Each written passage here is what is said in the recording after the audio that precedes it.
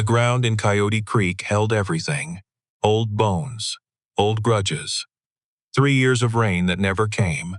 A live oak stands alone against a sky, bleached white by drought, a shadow thin across cracked earth. Below it, fresh dirt. A grave still dark at the edges where the shovel cut it. And a woman in heavy black wool, standing too straight in 100-degree heat, while 37 mourners file past her without one of them stepping close enough to catch her if she fell. She does not cry. The wagons leave. The dust settles. Crows complain from somewhere she cannot see then. Hoofbeats. Faint at first. Riders coming with the sun behind them, so you have to squint just to count how many. 5, 6. Moving at a walk, the way men move when they already know how a thing is going to end. Out here, the dead are buried by Tuesday by Saturday. The living come to collect. The ground in Coyote Creek held everything: old bones, old grudges, 3 years of rain that never came, and now it held Harlan Croft. Willa stood beside the grave and did not cry, not because she wasn't breaking, but because 37 people were watching her, and not one of them had thought to stand close enough to catch her if she fell. The midsummer sun of 1889 pressed down on everything like a flat iron left too long on cloth. Pastor Hale read fast. You could tell he was sweating through his collar, and his voice kept sliding up at the end of sentences like he was asking questions instead of offering comfort. Like even he wasn't sure any of this made sense. Willa didn't blame him. It was 100 degrees, and the sermon was written for someone who died of old age. Harlan was 41. She could feel the black dress against the back of her legs, heavy wool. Wrong season entirely. She'd bought it after her mother passed 8 years ago and hadn't needed it since. Now it clung to her thighs in a way that made everything worse. The sweat, the heat, the fact that she could feel every inch of herself standing there when all she wanted was to feel nothing at all. She was a big woman, had been her whole life, wide through the shoulders, soft everywhere else. The kind of body that took up space in a room and made certain people uncomfortable just by existing in it. Men like Steck, men who thought a woman's size told them something about her will. They were wrong about that. Harlan never once made her feel that way. Not in 12 years of marriage. Not on the first day he met her, and not on the last morning she saw him alive. When he kissed her on the cheek before heading out with his survey bag and said he'd be back before dark, he wasn't back before dark. That was the thing about Harlan Croft. He didn't see her body, he saw her. He saw the way she organized feed by weight before the merchants recommended it. He saw how she fixed fence rails without asking for help and fixed them right the first time. He saw how she'd stay up past midnight rechecking survey figures when something didn't add up, spreading papers across the kitchen table and going at them with a pencil until the numbers told the truth. He thought she was the smartest person in Coyote Creek. He told her that on their second anniversary over cold biscuits and bad coffee. And he said it the way a man states a fact he's already proven to his own satisfaction. Not a compliment. A conclusion. She didn't argue with him. Pastor Hale finished. Said amen. The crowd said it back in that hollow way people do when they're relieved something is over, and they can go back to their lives now. Willa stood there while they filed past. Hat tips from the men. Soft sad eyes from the women. Shoulder pats from people whose names she barely knew. 12 years in Coyote Creek and she knew every face but not every name, and right now she was glad for that. Names meant conversations. Conversations meant holding herself together, while someone else said something well-meaning and wrong. She held herself together anyway. Nobody stayed. Not one person. She didn't move until the last wagon wheel sound faded over the ridge, until the dust settled, until the only sound was the wind moving through the dry grass and the distant complaint of crows somewhere she couldn't see.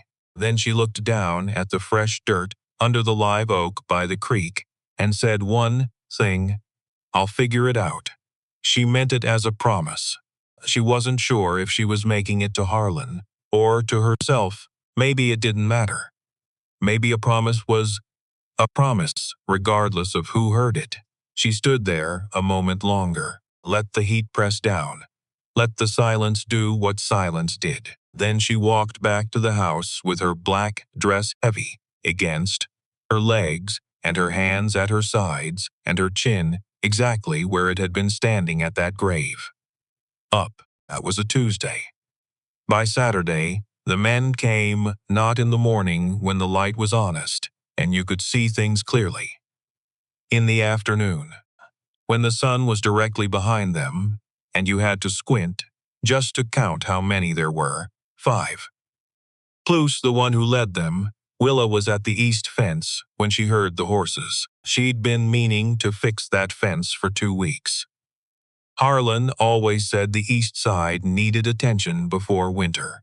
The rails had been creaking, and the third post from the corner was starting to lean in a way that would get worse before it got better. Now it was July, and she was finally looking at it and thinking about how he was right. He was always right about the land. He understood it the way surveyors understood things, precisely, measurably, with data behind every observation. The sound hit her before she finished the thought. She turned around, 6 horses, 6 men, moving across the open pasture at a walk, not hurrying, the way men moved when they already knew how things were going to end. The one in front was built like a barn door, thick through the chest and narrow at the eyes, a face that had been rearranged by other people's fists more than once, and hadn't particularly learned anything from the experience. He wore a deputy's badge that looked like it had been pinned on by someone in a hurry and someone who didn't care much about what the badge was actually supposed to mean. Burl Steck. Willa knew the name the way you know a bad smell before you see what's causing it. You don't need to be told. You just know to step back and assess. She didn't step back. He pulled up 3 feet from her and sat there on his horse a moment, looking down at her the way men like that look at things they've already decided belong to them. Mrs. Croft. Not a question. A label. Like he was identifying an item in an inventory. Mr. Steck. She kept her hands easy at her sides, her voice level, her face still. He swung down from the horse. The other 5 stayed mounted, which was a message in itself. 5 men on horseback and 1 woman standing next to a fence that needed fixing. The geometry of it was supposed to say something. Willa declined to receive the message. Steck walked toward her. Slow, deliberate. The kind of walk practiced over years of walking into situations where the outcome was already arranged in his favor. The kind of walk meant to make you take a step back without him having to say a word. She didn't take a step back. "You know why we're here," he said. "I have an idea. Then let's not waste each other's afternoon." He reached into his vest and pulled out a folded document, held it out toward her. "Sign it and we ride out." Simple as that. Willa looked at the document but didn't reach for it. "That's the deed transfer, it is. To my land, to the Croft property, yes, which Judge Vane has agreed to purchase at a fair market value given the circumstances." The circumstances. That was the word he used. Like Harlan dying was a weather event, like it was a thing that just happened in the natural course of things. No cause, no fault, no person standing anywhere near it with intent in their hands. She looked at Steck, looked past him at the 5 on horseback, then back. No, one word, just the one. Steck blinked. Not because he was surprised, exactly. More like he was recalibrating, like he'd walked into a room expecting furniture arranged a certain way and found it all moved. He stepped closer. She could smell him now. Tobacco, leather, something underneath both that was harder to name and worse than either. Mrs. Croft, patient now. The particular patience of someone who knows they have more time than you do. You're a widow on 30 acres. In a drought year. Alone, I'm aware of my situation. The railroad is coming through this county regardless of what any one person decides. The route goes where it goes. Being cooperative now means walking away with something. A pause, short and pointed. Being uncooperative means something different. The man to Steck's left, the one with a rifle laid flat across his saddle. He had started smiling. Not because anything was funny, because the smile was its own kind of pressure, a reminder of what was possible. Another one, the young one on the far right. He said something under his breath that she didn't fully catch. She caught enough. She felt her face go very still. The way it went still when she was deciding something, and she was past reacting and into thinking. Steck reached out and took her wrist. Not hard enough to leave a mark. Not gentle enough to mean anything but control. Somewhere precisely in between, which was actually worse than either extreme because it showed practice. Sign the paper. Willa looked down at his hand on her wrist. Felt the fence post at her back. The old wood was warm from the afternoon sun. She looked up at him. No. He gripped tighter. She felt it in her shoulder. The young one on the right was still smiling. The one with the rifle adjusted his hold on it, not raising it. Just reminding her. Steck leaned in until she could see the red networks of broken vessels in his eyes. "We'll be back tomorrow," he said. Quiet, almost gentle, which made it worse. "Every day until you understand?" Then he let go, stepped back smooth, turned around and walked to his horse without hurrying, like nothing of consequence had happened in the last 3 minutes. The 5 men watched her while he mounted. All 5, not Steck, watching. Steck was already done with her for today. The others watched to see if she'd do something. Cry, maybe, or reach for something, or just crumple the way they figured she eventually would. She didn't do any of those things. They rode out the way they rode in. Unhurried. Certain Willa watched them go over the ridge. Stood at that fence a long time after the dust settled and the hoofbeats faded into the dry air. Her wrist hurt. She did not look at her wrist. Inside the farmhouse, the silence had a weight to it that silence in an empty house didn't have. This wasn't an empty house. That was the thing. The house was full of every object Harlan had touched, and every space Harlan had occupied, and every smell that was still. Harlan's smell because she hadn't opened the windows wide enough to let it out, and she wasn't sure she was going to. The kitchen smelled like coffee grounds, and the cedar soap Harlan used to scrub his hands before dinner, right there at the kitchen basin. The same way every evening, regardless of what the day had been. His boots were still by the door, not because she'd forgotten to move them, because she couldn't make herself do it yet. His jacket on the nail beside the lamp, his favorite cup by the stove with the dark ring inside that never quite washed out, no matter how hard she scrubbed at it. She'd scrubbed it hard twice this week. She stopped touching the cup after that. She put the kettle on, stood at the stove, watched it the way you watched something when you weren't actually watching it, when your eyes needed somewhere to point while your mind went somewhere else entirely. Harlan dead 11 days. 3 of those days getting him buried. 1 day at the bank dealing with papers. 2 days managing the stock on her own, because there was no one else to do it. 1 day being watched from a distance by 2 of Steck's men, who sat their horses at the edge of the property and didn't approach, and didn't say anything, and just watched her work. And now this. Men on horses. Her wrist still warm where Steck's hand had been. A document she was not going to sign regardless of what came next. Okay, think. What did they actually want? Not what they said, what they actually wanted. Because those two things weren't necessarily the same. The land. Obviously. Croft Ranch.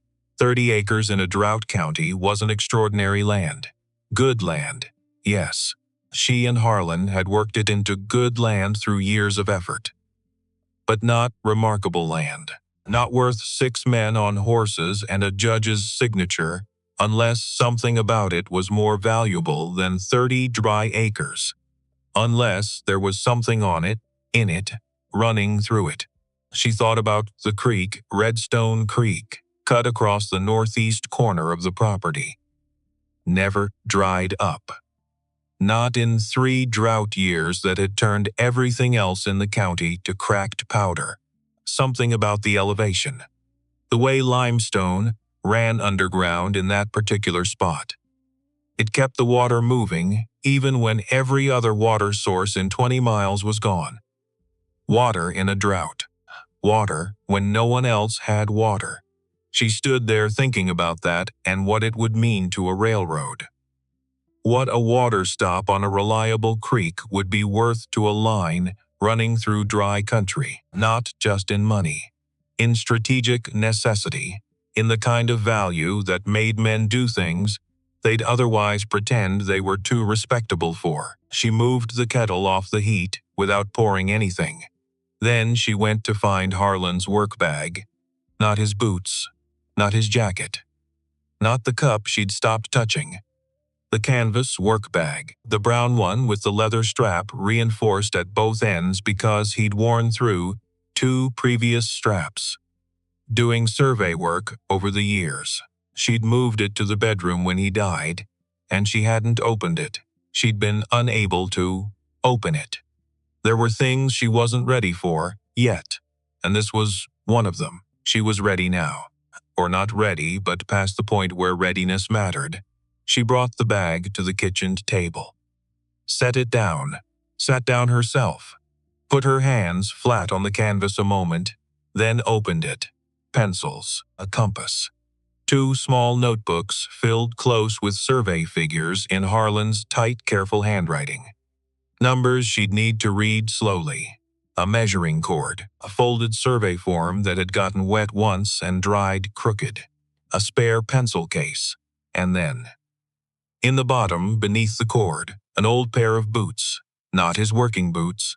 His good boots, the ones he wore to church and to town and to the county meetings he attended, because he felt a man in his position had an obligation to attend. She'd looked through the wardrobe twice, since he died, wondering where those boots had gone. Here they were, inside the work bag, which made no sense at all, which meant Harlan had put them there. She pulled them out, turned them over. The right one was ordinary.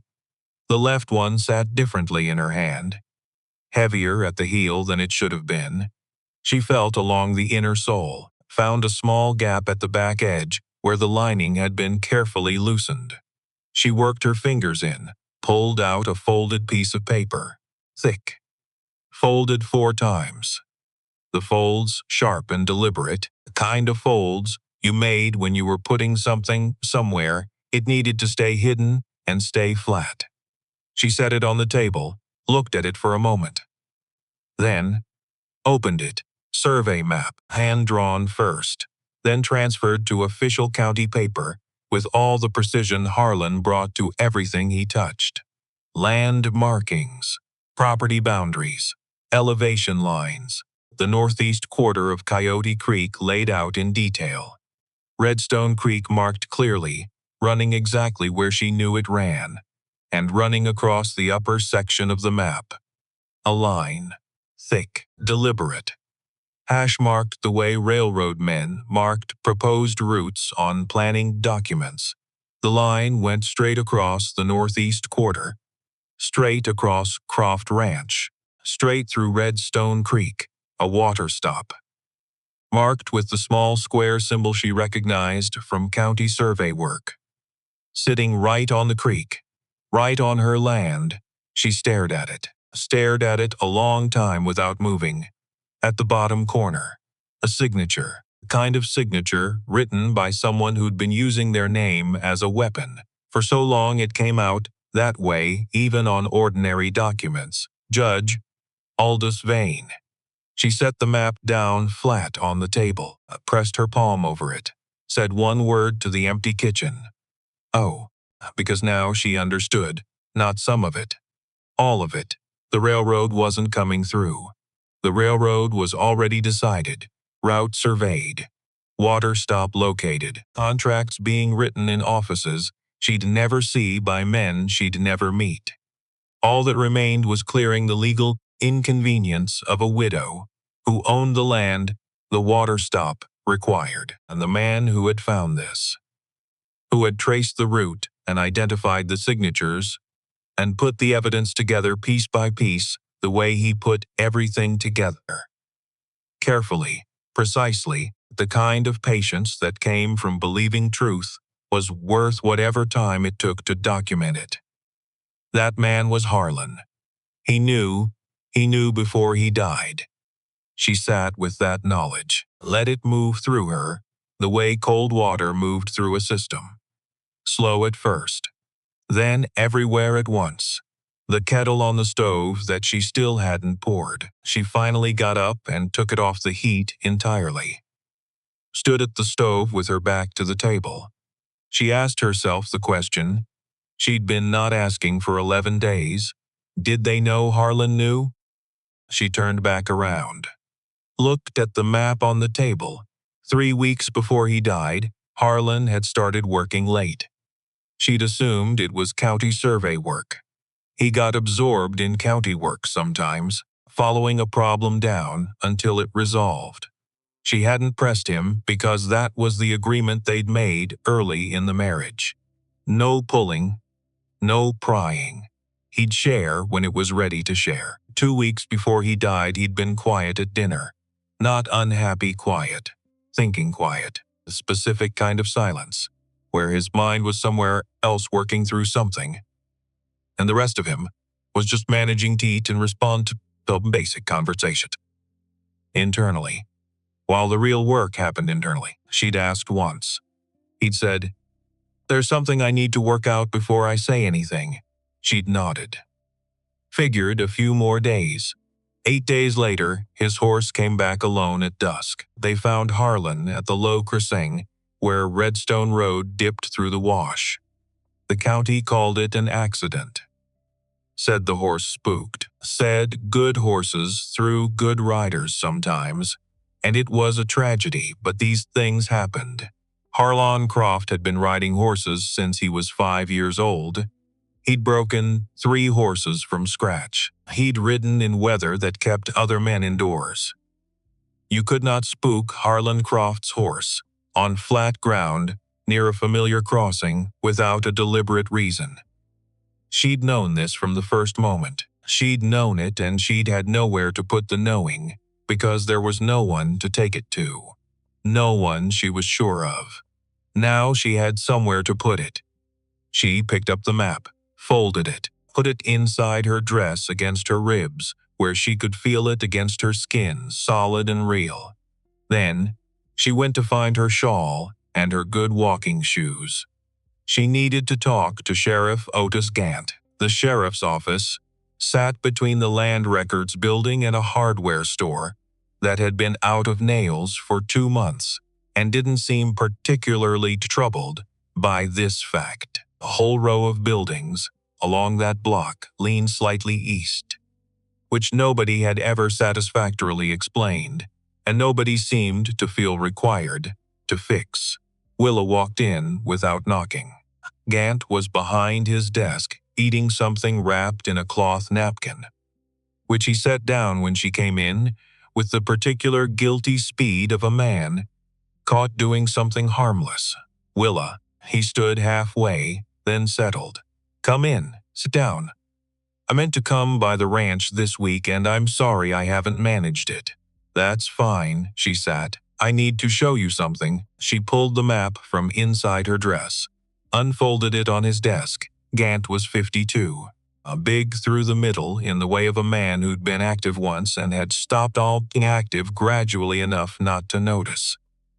He had a mustache that had probably looked better 20 years ago. His eyes were tired. Not mean, not cruel. Just tired in the particular way of a man who'd been carrying something heavy for a long time. He leaned forward and looked at the map. She watched his hands. Harlan had taught her that. Hands were where the truth lived. People practiced their faces. Voices, too. But hands moved before the person's mind decided what to show you. Gant's right hand came forward toward the map and stopped. Half an inch above the paper. Just stopped. Like he'd remembered something mid-motion. He pulled his hand back, leaned back in his chair. Where did you find this? In Harlan's things? Where exactly? Why does that matter? He looked at her. Willa, Otis, a bead of silence. He picked the map up, made himself do it. Studied it the way a man studied something he already understood and was trying to decide what to admit to understanding. Then he folded it and set it back on the desk and pushed it toward her. There's nothing I can do, he said. Quiet, even. Final. She didn't move. They killed him, she said. You know that. I know the county coroner ruled. I know what the coroner ruled. She kept her voice level. Just level. Not angry, not pleading.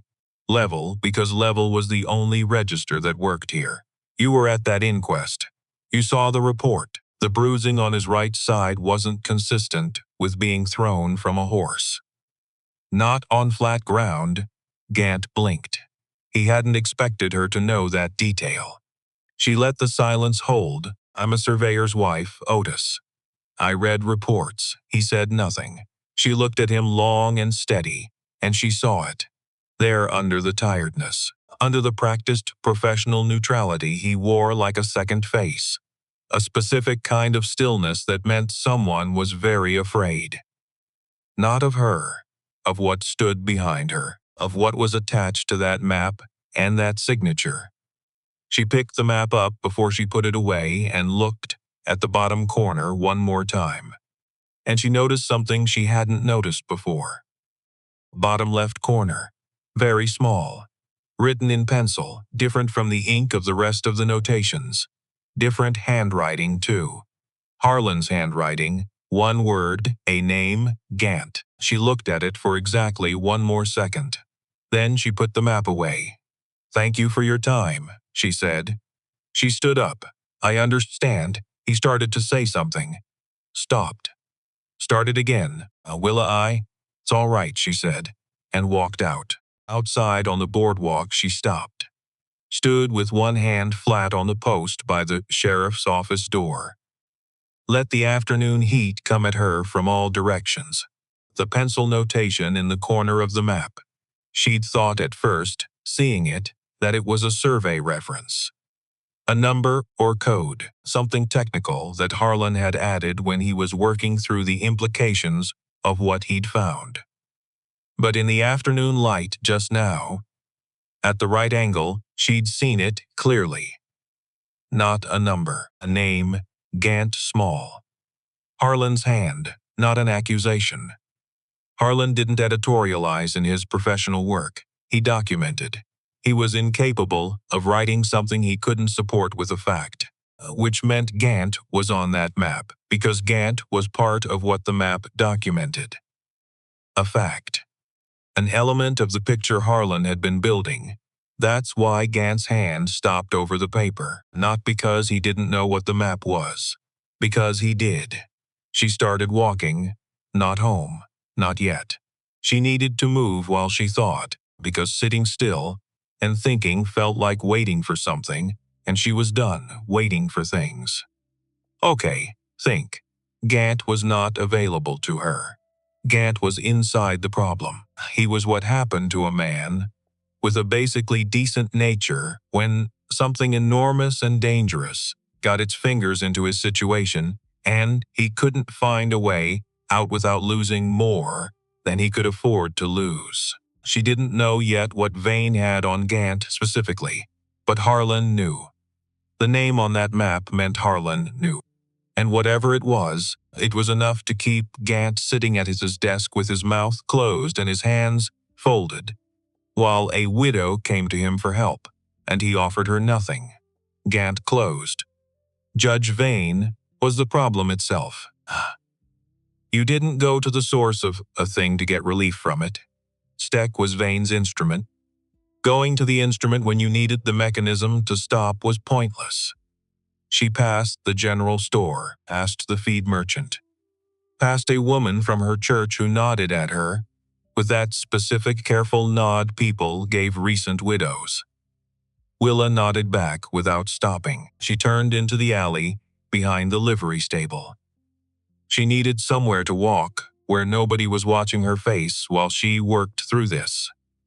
She got halfway down the alley and stopped between the livery wall and the back fence. In the gap there, small, sitting with knees up and back against the boards. Eyes closed or nearly closed. A boy maybe 10, maybe 11. Hard to tell with children who hadn't been eating regularly. Hunger aged them strangely. He was brown-haired. Dirty in the way of someone who hadn't had reliable access to water for washing. Wearing a shirt 2 sizes too large and boots without laces. A small canvas sack under one arm like a pillow. He opened his eyes, looked at her. Didn't run. Which told her something. Children who ran from adults were children who'd learned adults were threats. Children who stayed still and watched were children who'd learned that staying still as assessing was smarter than running. Both were hard-won knowledge. This one had the second kind. You live back here? She said. He considered the question seriously. Mostly, where else? Sometimes in the stable. The man who runs it doesn't say anything as long as I stay out of his way. She looked at him. Name, Caleb? How old? 11, he added, with a precision that seemed important to him. Almost 12. Parents? He gave her the look. The particular patient blank look that children gave when they'd been asked a question too many times by too many people who never had anything useful to offer. After they heard the answer. Gone, he said. She looked at him a moment. Are you hungry? He thought about it like it might be the setup to something. Probably. Come on then, she said, and started back toward the main street, without waiting to see if he followed. He followed. Back at the ranch, he ate 3 biscuits and 2 hard-boiled eggs, and half a bowl of cold beans at the kitchen table without saying much. She made coffee for herself, put water in front of him, and watched him eat without watching him directly.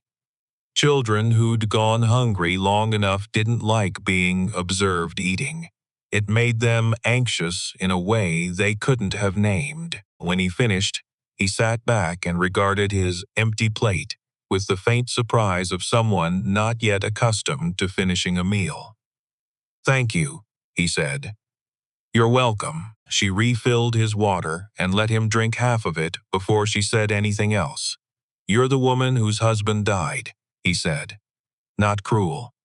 Factual, the way children were sometimes more direct than adults because they hadn't yet learned that directness made people uncomfortable. I am. He turned his water glass. I heard those men in the stable, the ones who came last week. The big one with the badge. She set down her coffee cup. What did they say? They said the widow wouldn't cause trouble. He paused. That most women don't. Another pause. Then they laughed about it. She said nothing. Caleb turned the glass again. I don't think that's right, though. That most women don't cause trouble. Limited sample, she said. He looked up at her. Almost smiled. Almost. Then went back to the glass. She let the kitchen stay quiet for a moment. Caleb, careful now. The night my husband died. Were you in this part of town? He went still. Not scared. Not guilty. Something else. Something that looked like a person who'd been carrying something for a while and wasn't sure yet if the person asking was safe enough to give it to. I was out by the wash, he said, slowly. The low crossing. I sleep out there sometimes when it's hot enough. The trees hold some cool. She kept very still. The night they said his horse threw him, yeah, one word. The kitchen went quiet in the particular way. It went quiet when something important was about to happen in it. What did you see? She said. He turned the glass one more time. It wasn't the horse, he said. She waited, didn't move, didn't say anything. Gave him room. There was a man, standing at the edge of the crossing. He was there when it happened. And then afterward, he wasn't there. He walked away into the brush and he didn't call for anyone and he didn't come back. Her hands were flat on the table. I couldn't see his face. Too dark. He had his hat pulled low. But he was big, and his jacket, the front of it. It had something metal on it. It caught the lamplight from the road, a badge, a deputy's badge. She said, anything else about him? The way he moved. Anything, Caleb thought. The way he walked away. Slow. Like he was used to walking into places and had no reason to hurry coming out of them either. Like the ground under him was ground he already owned. Burl Steck walked like that. She'd watched him walk across her own pasture that afternoon, and she could see it, now that Caleb described it. The deliberate, unhurrying walk of a man who'd never had to hurry, because the outcomes had always been arranged in his favor before he arrived. Have you told anyone else what you saw? No, why not? He was quiet. Then, because nobody was asking, and that was it. That was the whole terrible truth of it, laid out as simply as a child could lay something out. Nobody was asking because nobody wanted the answer. Because the answer was a problem, and problems in Coyote Creek had a way of falling on whoever identified them first. She got up from the table, went to the window. The afternoon was going amber. Long shadows from the fence posts along the east pasture, think. She went to the writing desk in the corner of the kitchen, sat down. Pulled out paper, ink, a pen. She wrote, crossed it out.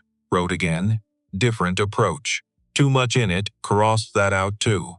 The third attempt was 6 words and a name. Harlan is dead. Men come every day. Judge Vane is behind it. I need you. Willa. She folded it, sealed it, wrote the name on the front. Jem Croft, her brother, who had left Texas 11 years ago, under circumstances she'd understood without approving. Who had become someone she heard about from other people, in fragments, in the way you heard about weather in a distant county. A shootout here, a town gone quiet there. A name that made rooms rearrange themselves when it was spoken. She'd told herself she wouldn't ask him for this. She'd told herself that right up until this moment, when she understood she was out of other options, and the promise she'd made at Harlan's grave meant she was going to use every option available, whether she liked it or not. She supposed she'd find out what he'd become. She rode into town the next morning and sent the telegram. When she got back, 2 of Steck's men were sitting their horses at the edge of the property, not close, just visible, just present. Just a reminder, she rode past them without looking directly at them, unsaddled her horse, fed the stock, started on the fence repair. She worked 2 hours. They sat and watched the whole time. At 3 they left, same arrangement the following day. And the day after that, she worked the fence. Fed the stock, made coffee, checked and rechecked Harlan's survey notebooks for anything else he'd hidden in them, anything she'd missed, any other piece he'd put away for safekeeping. She slept badly. She ate enough. She kept her word count with Caleb low, and her observations of him high. because he was sleeping in the barn now, and she'd told him he could, and she needed to know what she was dealing with before she said anything more to him about what she was thinking. What she was thinking was that he was a witness and a child, and both of those things mattered for different reasons. 5 days after the telegram, late afternoon. A hill country light going flat and gold the way it did in July when the day was running out. She was at the stove, and she heard horses, which made her shoulders go tight because her shoulders went tight every time she heard horses now. Her body had learned something, her mind was still processing. She went to the window. One horse, one rider, combing from the west pass, slow, not hurrying. The horse was gray, well kept even if the rider's clothes weren't much. A faded poncho that had been some shade of brown once, and was now closer to the color of dry earth. A black hat that had been through enough weather to have a point of view about it. A rifle in the scabbard, worn smooth with use. Tall man, sitting easy in the way that wasn't relaxed, but was instead very accustomed to very long distances. The ease of someone for whom the saddle was just one more place they had been for extended periods. She knew the shape of him before she could see his face. 11 years. She went to the door, opened it. Stood on the porch. He rode into the yard and stopped and looked at her from under the brim of the hat. Older than she remembered. Gray at his temples that hadn't been there when he left. Lines in his face that weren't lines when she last saw that face.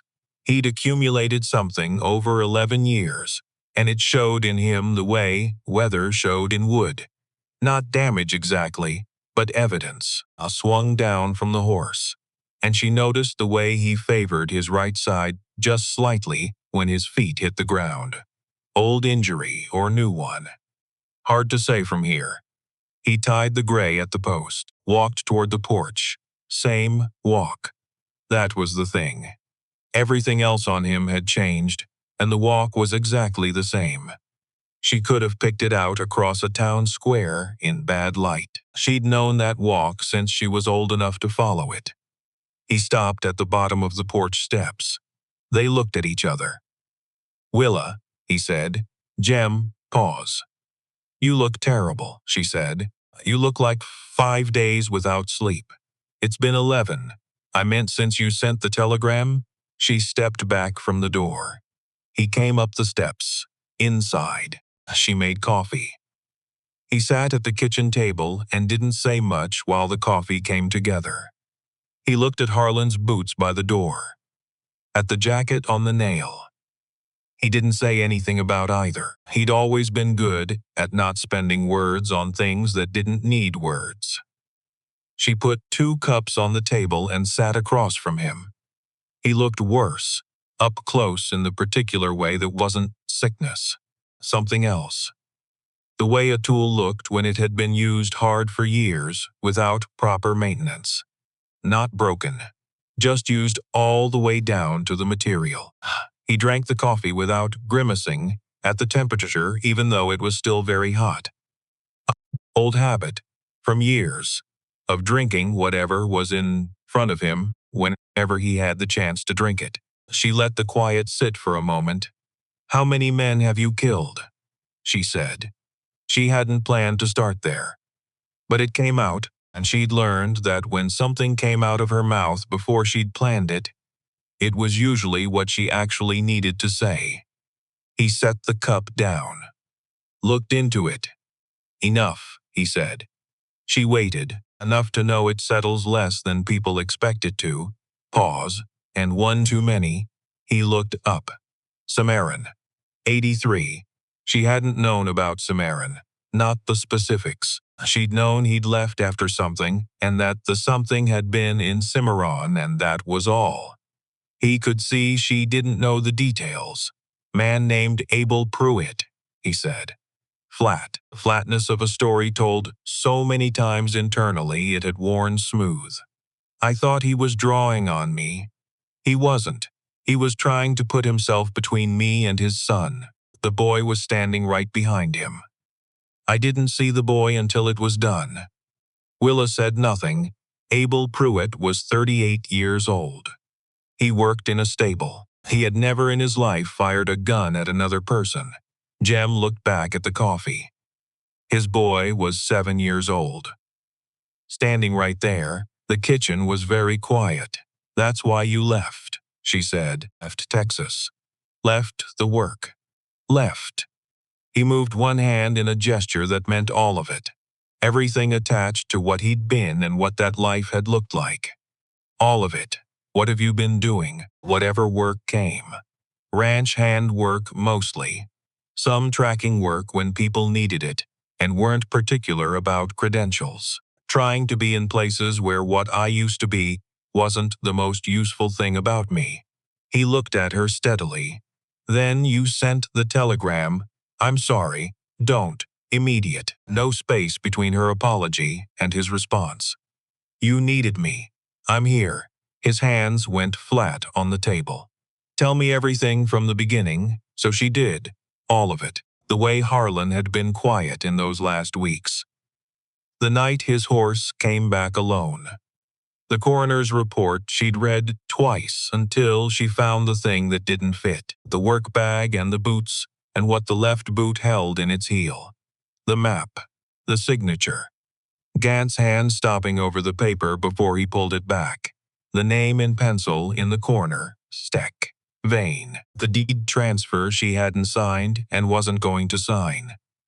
The men watching her work every afternoon. Caleb and what Caleb had seen at the wash. And why nobody had asked him about it until she did. Jem listened without interrupting. When she finished, he sat quiet a moment. Then he reached across the table. She slid the map toward him. He unfolded it under the lamp and looked at it the way he looked at things that required the full engagement of his attention. Carefully, systematically, starting at one edge and working across. She watched his jaw. There it was. The single clench when he reached the water stop symbol. Just once. Then still again. "They didn't kill Harlan for the land," he said. "I know. They killed him because he knew, and he was building toward telling someone. That's what I think. Who was he going to tell? I've been working on that." She pressed her hand flat on the map. He wouldn't have approached anyone until he had everything in order. Complete. Documented. He'd have wanted to be certain before the marshal's office, eventually. Yes, she nodded, but he was still building the case. They moved before he got there, which means someone knew how close he was, someone watching him. Or someone he trusted who shouldn't have been. They looked at each other. Jem folded the map with the same careful deliberateness she'd seen Harlan use with documents he valued. Slid it back. "Don't keep this in the house," he said. "Why?"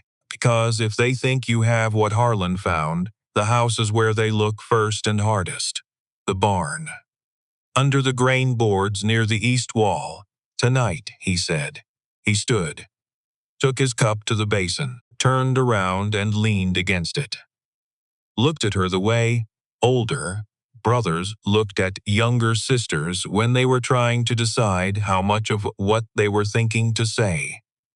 "They're coming tomorrow," she said. "You mentioned, what do we do?" He looked at the window. At the dark Texas night, pressing against the glass. "Tonight you sleep and I take the barn." He picked his hat up from the chair. "I want to hear the ground." She almost smiled at that. He'd said that same thing when they were children, sleeping out on summer nights. He could tell things from the way sound moved across ground at night. Their father had called it strange.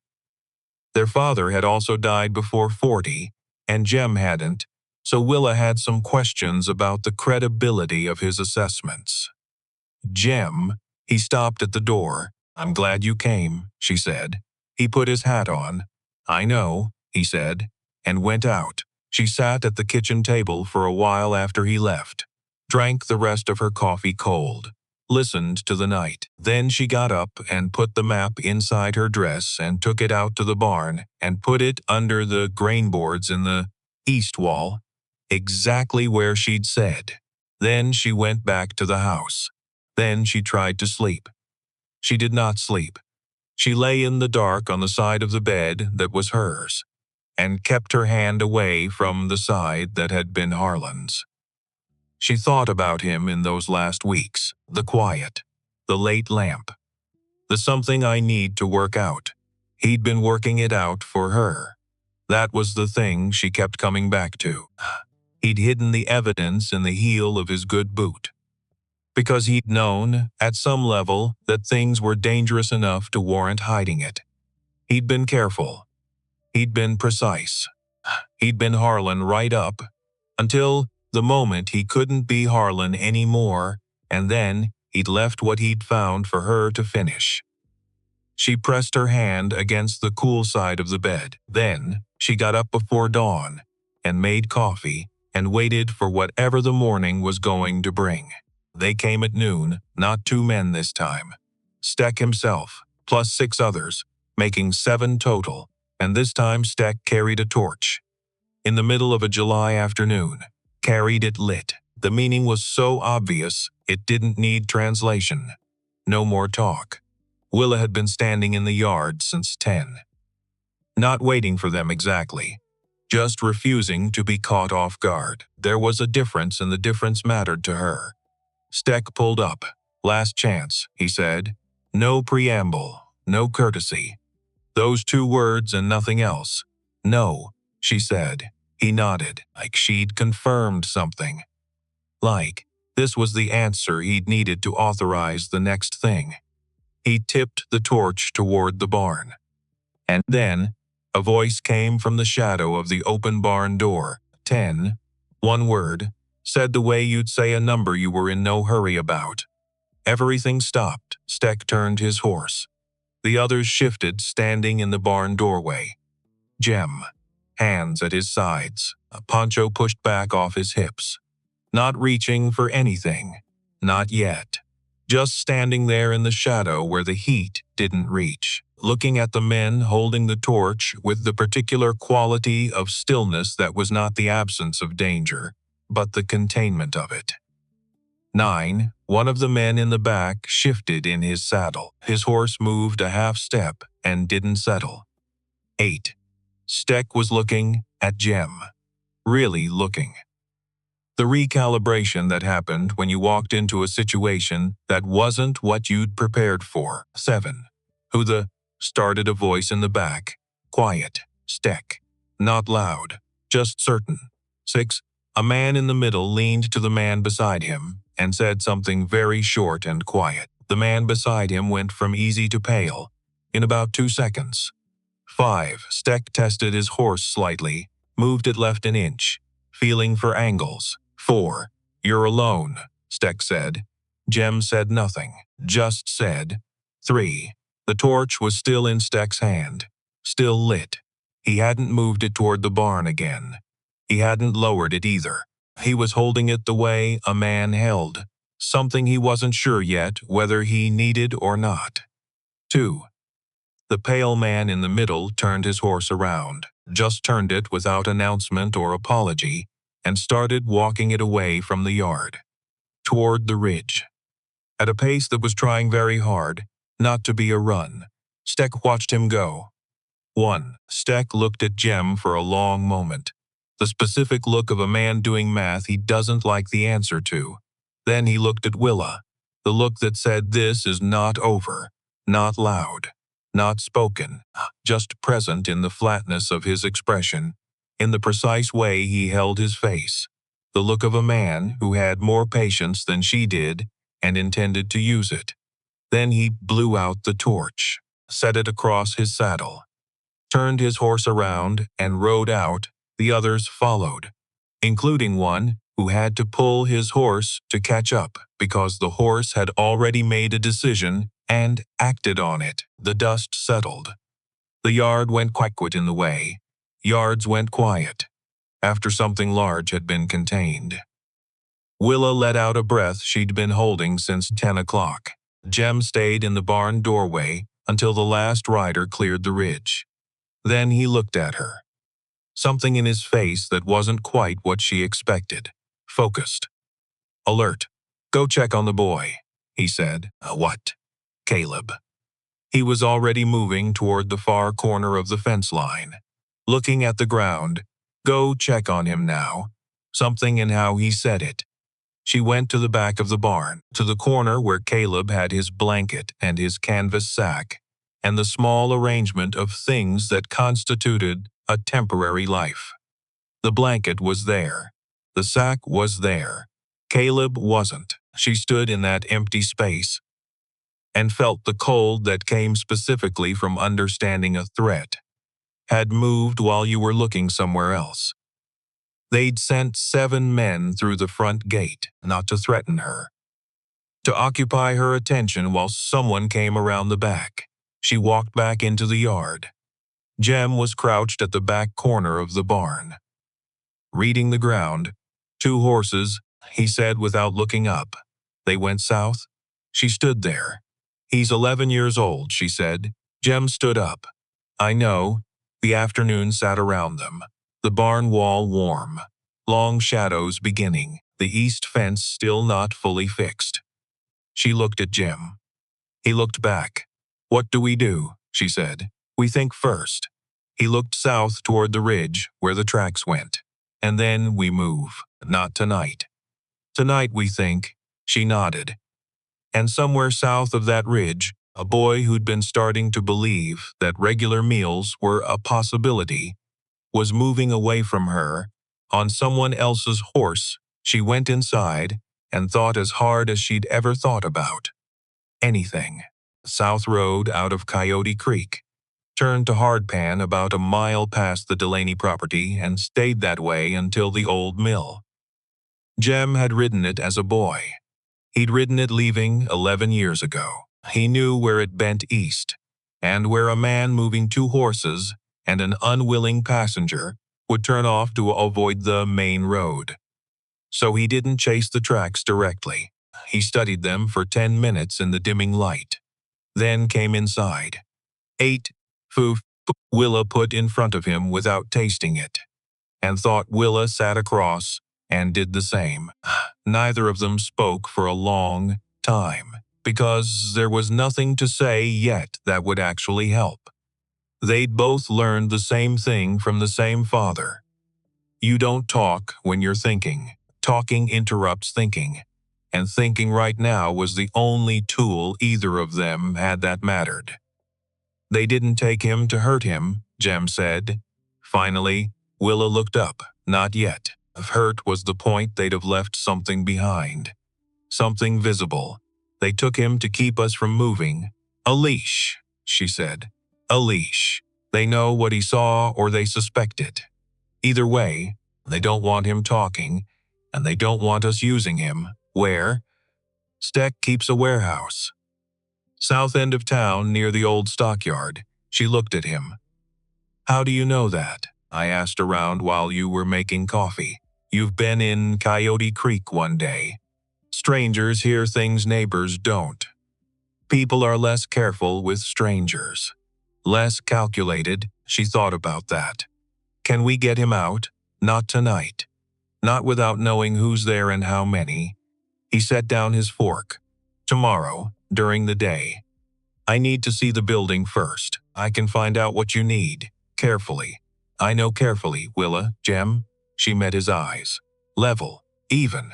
I have been managing this alone for 11 days. I know how to move through a situation without advertising what I'm doing. He looked at her for a moment. All right, he said. She went to town the next morning, not directly to the warehouse. That would have been obvious, and obvious was careless. She went to the general store first and bought flour and coffee she didn't urgently need. Spoke to the woman behind the counter about the heat and the roads. Stopped at the feed merchant. At the post office, then to the seamstress, Doris Webb. 60 years old, alone since her husband went to Dallas, and declined to return, running a small shop at the south end of Street with a window that looked directly down toward the old stockyard and everything in it. She made alterations, sold notions, and she knew everything that happened on the south end of town because she'd been watching it from that window for 15 years. Willa ordered a button replacement she didn't need and sat in the offered chair. "That building's been stecks going on 2 years," Doris said, working. Pins in her mouth. "He runs men through there, horses sometimes. Supplies." She paused and took the pins out. "Other things." "What other things?" Doris looked at her over her spectacles, then back to the button. "Things that come in through the back and go out the same way. How many men does he keep there?" Another look. "I'm asking for a reason," Willa said, simply.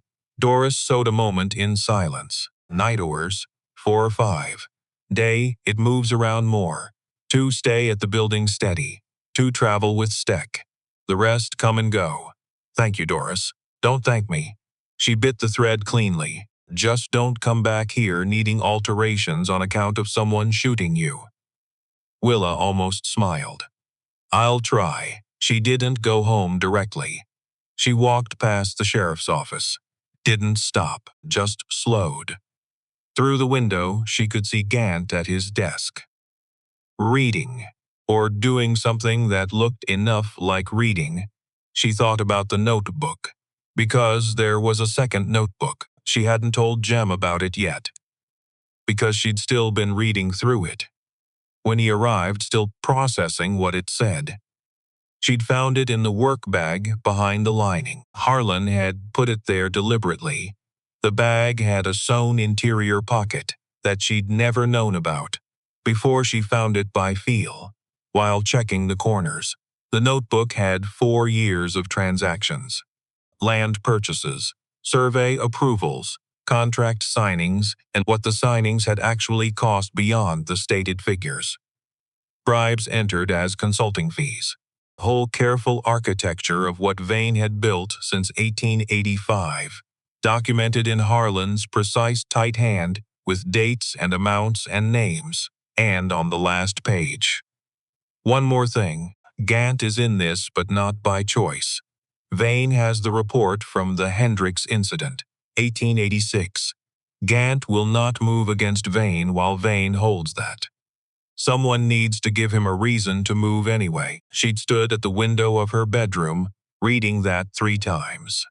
Then she'd come to the kitchen and told Jem about the first notebook, the map, all of it. The second notebook she'd kept to herself for 1 more day, because she needed to understand it before she talked about it. Now she understood it. She turned away from the sheriff's office and went home. She told Jem about the second notebook over the midday meal. He read through it slow and complete. Every page. Turning each one carefully, the way he handled things that required full attention, his face doing nothing visible the entire time. Which was how Jem read things that mattered.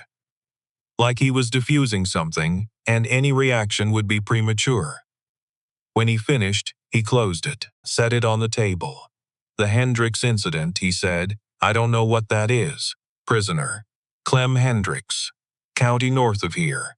1886. He paused. The story was that Hendricks escaped custody and was shot while running. Was that what happened?" Jem looked at the notebook. The story had some gaps that people I knew noticed at the time. Sounds like Harlan found the actual report. The one that showed Hendricks wasn't running when Gant shot him. She let that settle. Vane's been holding it for 4 years. Using it. He nodded, which means Gant hasn't made a real decision in 4 years. Everything he's done has been at the end of a leash. Harlan thought there was still something to reach in him. Harlan thought the best of people, said Duplain. Not bitter. Just fact. He wasn't always wrong. She looked at the table. Then she went to the bedroom and came back with a small, sealed envelope. Set it down. Harlan wrote letters, she said. I found them behind the lining, too. This one's addressed. Sealed. Jem looked at the address, U.S. Marshal's office. Austin, Texas. He looked up at her. He never sent it. He was waiting until everything was assembled. The map and the notebook and this letter, all together, her hand stayed on the envelope.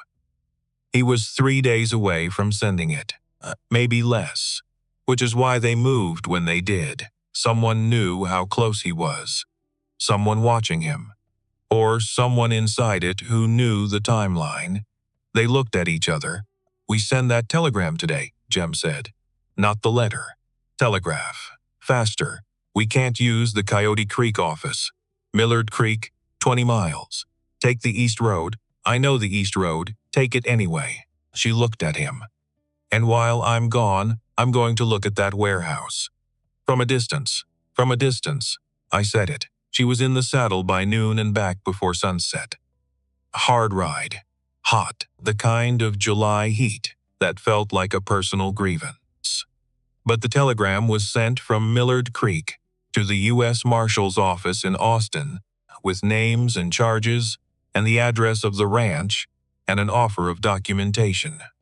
She bought a meat pie from a woman outside the telegraph office and ate it in the saddle because she hadn't eaten since morning, and passing out on the East Road would not help anything. She got home in the last of the light. Jem was in the yard, standing still. On Jem. Still meant something had happened. She pulled up, got down, tied her horse. What? She said. He turned toward her, and in the going light, she saw his left side. The dark stain below his ribs, seeping through the shirt where the fabric lay against his body differently than it should. Jem, it's manageable. It is not manageable. You are bleeding. What happened? 3 men. On the road back from the warehouse. They were waiting. She was already moving. Past him toward the house. Inside. Sit down, Willa. Sit. Down. He sat down. She found the medical kit. Boiled water. Needle and thread and clean cloth and carbolic that was going to be unpleasant. He'd pulled his shirt up by the time she got back. She looked at the wound.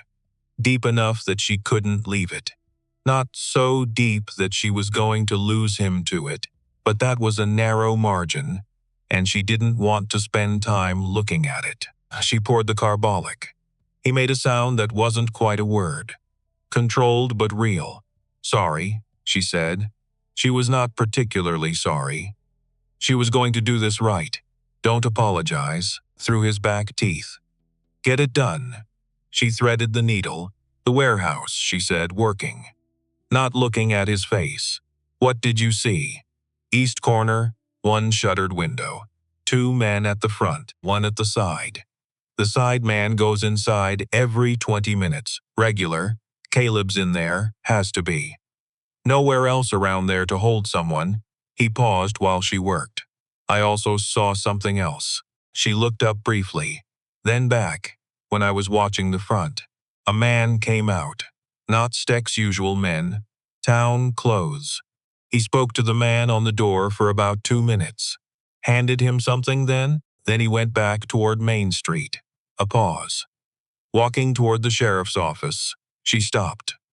1 count. Resumed. You're sure the distance was good. And a man's walk is a man's walk. He exhaled. Controlled. He went into the sheriff's office, through the front door, like he was supposed to be there. She tied off the suture, sat back. So Gant confirmed where Caleb is. Or Steck confirmed it to Gant. One or the other. Either way, Gant knows. She wrapped the wound. Pressed the binding flat. Looked at him. He told them about you, she said. Last night. About what you were going to do today. That would explain the 3 men. She stood. Took the basin outside and emptied it. Stood in the evening air for a moment. 3 problems. Caleb in the warehouse with 2 men on him minimum. Gant feeding information.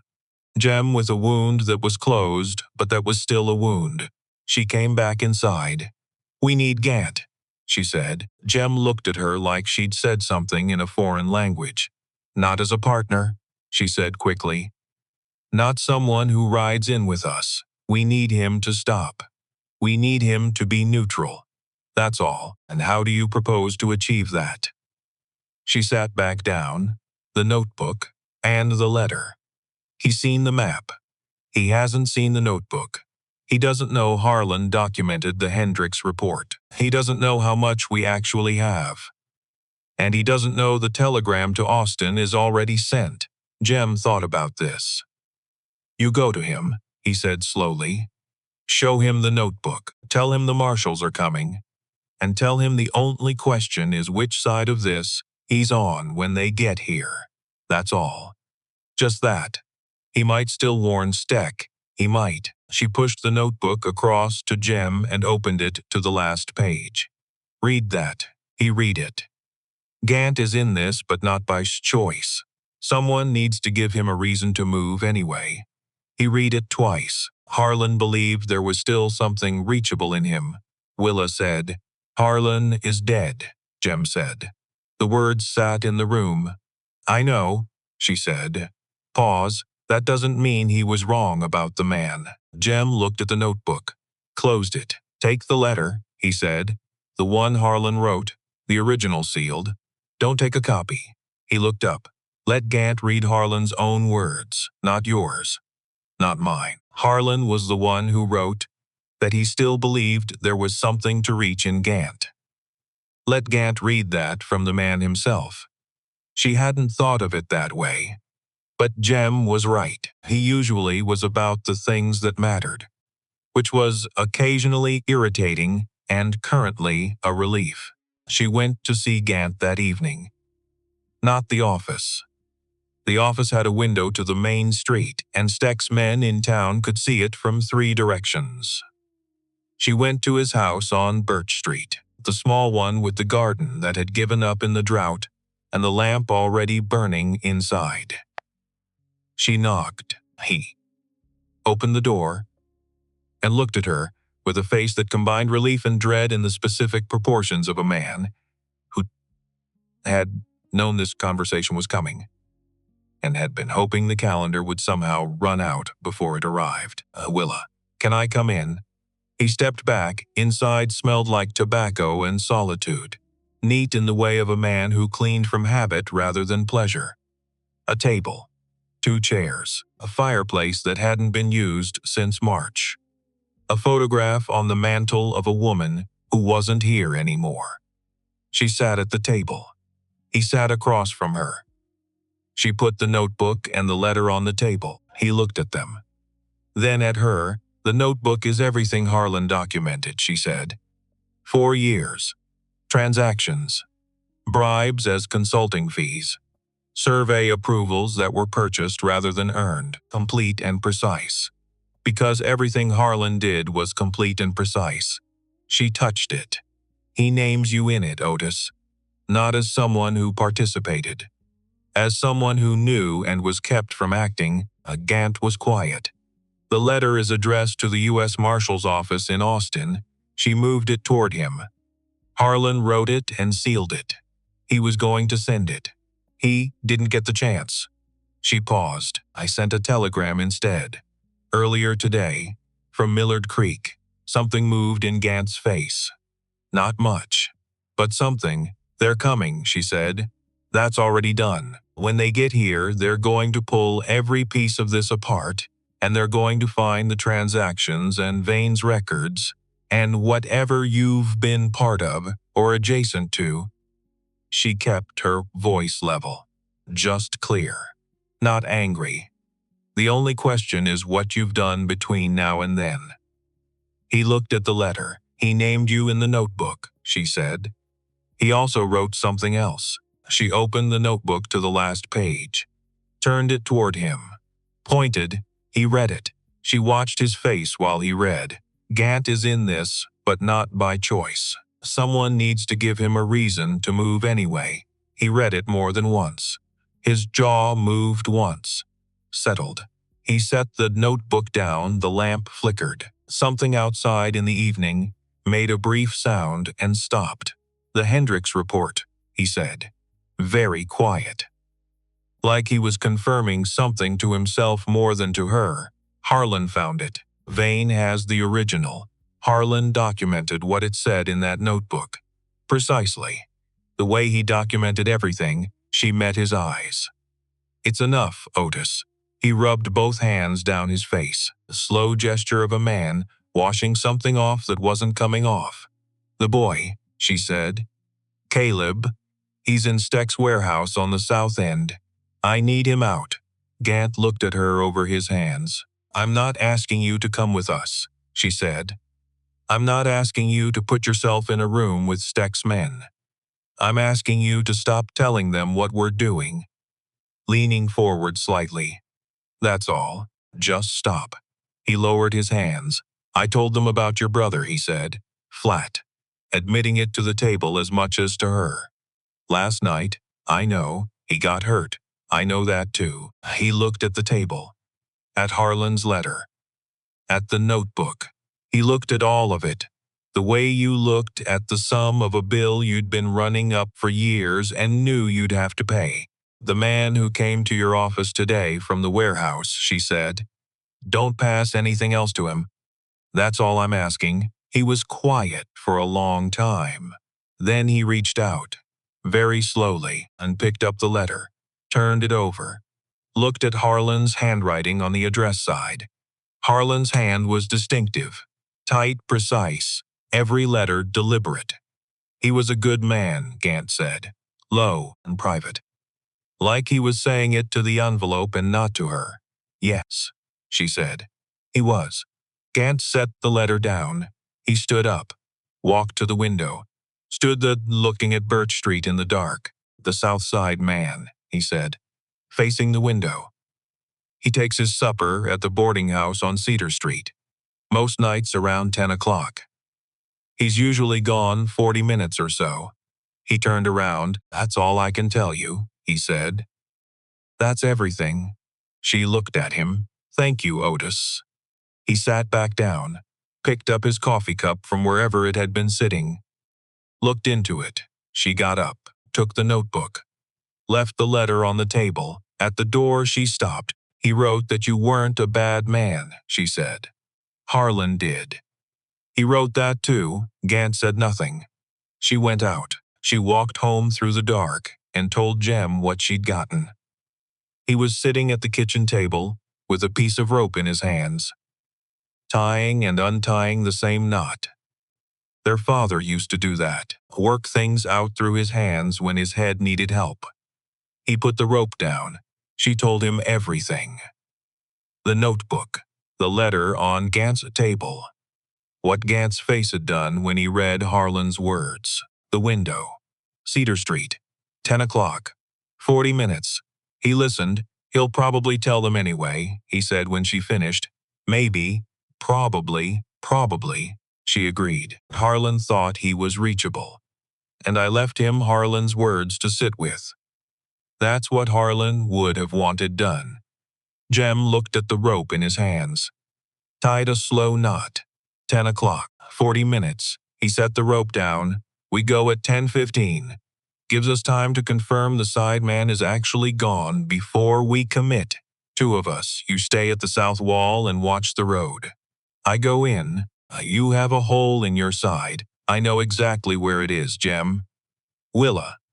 He looked at her steadily.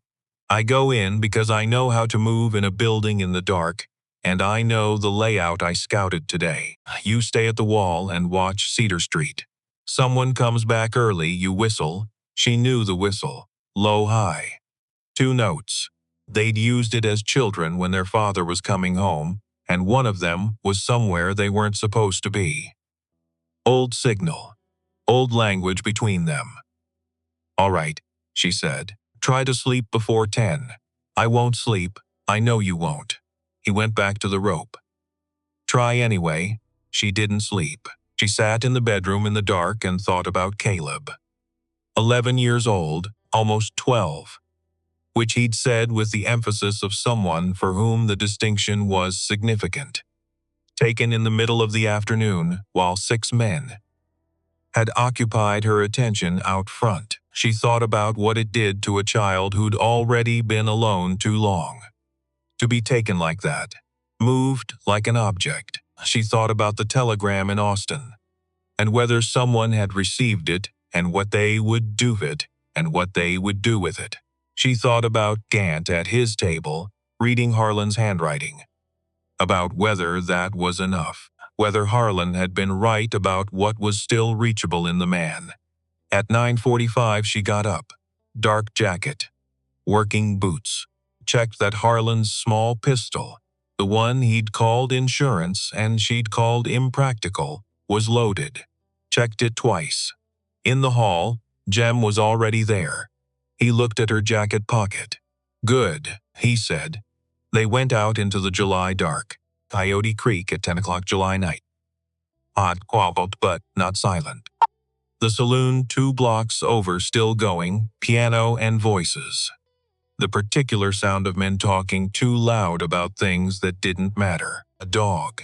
A horse in a stable. Wind through the gap between buildings. Normal sounds.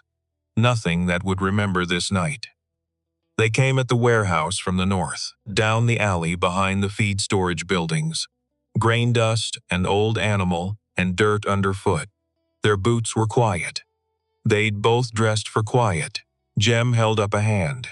They stopped. He listened. 2 voices at the front of the warehouse. Faint. The low conversation of men who were bored and killing time and not paying close attention. He held up 2 fingers, then pointed. Himself. East corner. She nodded and went to the south wall. Put her back against it.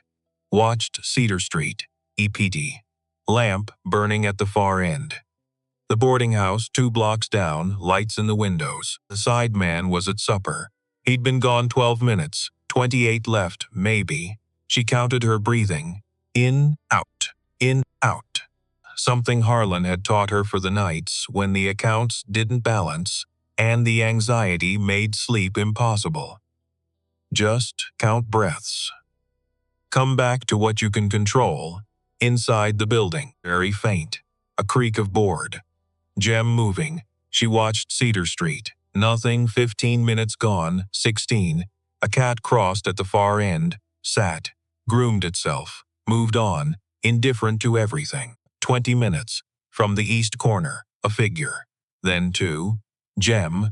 And beside him, small and moving, fast and sibilant. Hand in hand with him, Caleb. They came along the wall. She took Caleb's other hand. He didn't make a sound. He was shaking, but only slightly. The particular trembling of a body that had been afraid for a long time and was only just beginning to believe it could stop, back into the alley, north. The way they'd come, 3 minutes from first movement to clear. At the end of the alley, Jem let go of Caleb's hand. Crouched down. Looked at him. "You all right?" Very quiet. Caleb considered this seriously. Nodded. Then shook his head a little. Then nodded again. "Fair enough," Jem said. They moved. Back at the ranch with the lamp turned low and the door bolted. Caleb ate the cold biscuits and dried meat she put in front of him without decelerating. He was steadier now. The shaking had stopped somewhere on the ranch road. Like his body had made a decision. Safe enough. "You can stand down." Jem sat across the table, pale. The walk had cost him more than he was showing. She got up. Checked the binding on his side. Dark at the edges but not soaked through. "Held," she said. "Told you." She sat. Looked at Caleb, who was still eating with the focused efficiency of someone who'd learned not to waste food or time. "Did they hurt you?" she said, head shake, mouth full. "Did they say anything to you?" He swallowed. "The big one." "Steck. He came once. He drank some water. He said to tell you the boy goes free when you sign the paper." Jem looked at him. "I told him I wasn't a messenger," Caleb said. 11 years old, Willa said to Jem. "Almost 12, Caleb said. Without looking up, she felt the corner of her mouth move.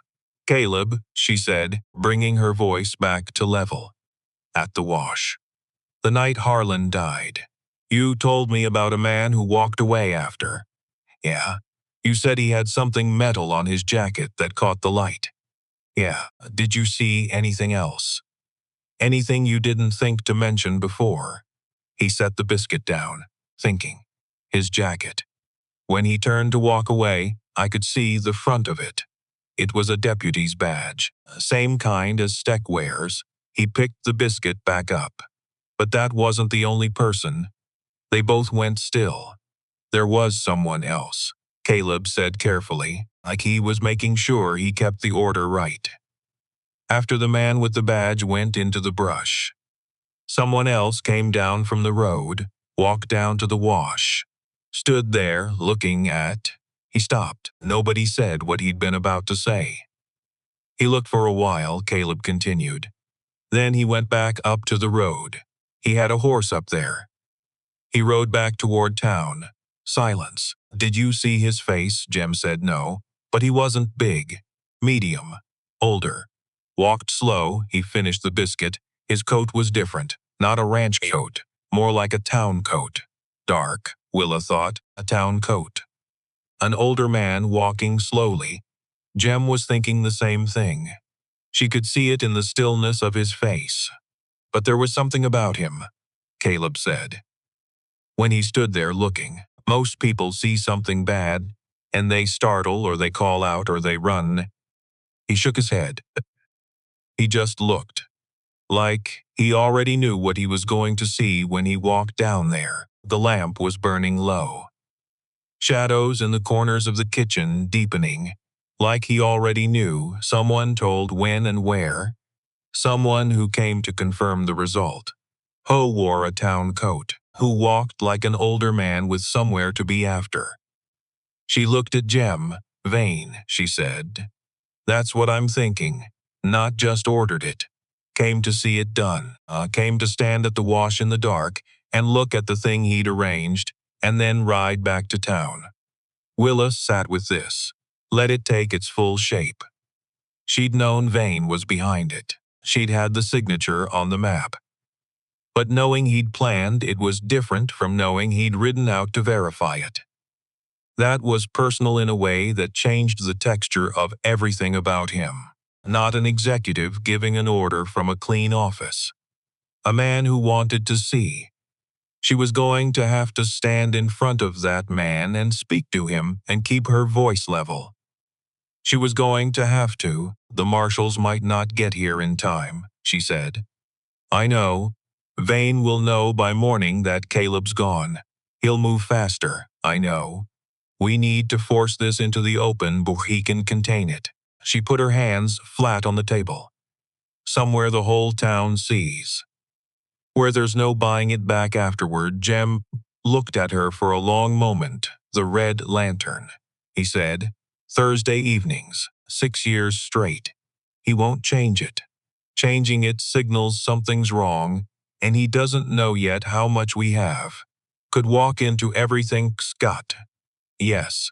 Could go badly 10 different ways. Yes. He was quiet. What do you need from me? He said. Walk in first, she said. And keep walking no matter what the room looks like when we get there. He almost smiled. Not quite. Close enough to count. I can do that, he said. She looked at Caleb, who had finished the biscuits and was working through the dried meat with the deliberate focus of someone who had learned that food left on the plate was food wasted. You're staying here tomorrow, she said. He started to say something. Caleb. He closed his mouth. You've already done more than any grown man could have been asked to do. She looked at him steadily. You stay here. Door bolted. You don't open it for anyone except me or Jem. Not for anyone else, he thought about this. What if it's someone I know? Especially if it's someone you know. He considered that. Nodded. She looked at Jem. Jem looked at her. Tomorrow. Thursday, the red lantern. Thursday came in quiet. That was the thing about days that changed everything. They never announced themselves. No different sky. No different light. Just the ordinary Texas morning, moving up over the ridge the way it always did. Birds finding the day, wind in the dry grass. The stock in the barn making the sound stock made. Willa was up before 4. She sat at the kitchen table with the notebook in front of her and looked at Harlan's handwriting on the cover. The way he pressed hard with a pencil when he was being precise about something, he was always precise. She thought about Doyle Vane, the judge's son, 26 years old, back room behind his father's chambers, quiet in the way of someone who'd learned to take up as little space as possible in proximity to someone who took up a great deal. Brown hair, brown eyes that weren't his father's color. Caleb had described the second man at the wash, medium, older. Town coat, that was Aldous Vane. But Aldous Vane hadn't known the when and where of that night by himself. Someone had told him, and the only people close enough to Vane's operation to have that information were people inside it. She thought about a young man in a back room, watching his father for a year. The meetings, the men coming and going, the locked drawer.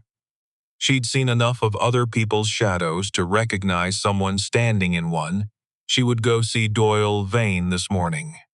Before tonight, Jem came in at 6, moving carefully but upright. He'd slept in his clothes, old habit from years in places where you might need to be on your feet quickly. She poured his coffee. He sat. "I'm going to see Doyle Vane this morning," she said. He looked up. "Alone," she said. "Willa, if you come with me, he shuts down before he opens up. He spent his whole life around men who use their size as an argument. I need him to talk, which means he needs to feel like he has room to." She held her cup in both hands. "I need you here and rested for tonight." He couldn't find a hole in the reasoning. She could see him looking. 2 hours, he said. Back by 8, he drank. "Don't promise him things." "I'm not going to promise him anything." "Good." He set the cup down. "Whatever he decides, that has to be his decision. Not something you arrange for him." She looked at him. Harlan would have said the same thing. She said, "I know," she said. "That's why I'm not arguing." The judge's office was at the north end of Main Street. 2-story brick, which told you everything you needed to know about how Aldous Vane thought about himself relative to every other building in Coyote Creek. She didn't go to the front. She went around to the alley, back door. Plain wood, no marking. She waited, knocked again. The door opened. Doyle Vane was taller than she'd expected. Thin, hair that needed cutting, eyes that were his father's shape and the wrong color, brown where his father's were gray. And right now they were looking at her with the expression of a man who had been waiting for a specific knock on a specific door and had been hoping it would never come. "Mrs. Croft," he said, so he knew who she was. She'd half expected it. "May I come in?" she said. He looked past her down the alley, left, right, then stepped back. The room was small. A cot, a desk, books stacked on the floor where the shelves ran out. A window looking at the alley wall. He'd made it livable in the way of someone who'd decided they deserved small spaces and had made peace with that decision. She sat in the one chair. He stayed standing. She didn't preamble. "You were at the wash," she said. "The night my husband died." His face did something complicated and specific. Not denial, not quite guilt. More like a man who'd been holding his breath for 3 weeks, and someone had just acknowledged that he'd been holding it. "Who told you?" he said. "A witness, the boy."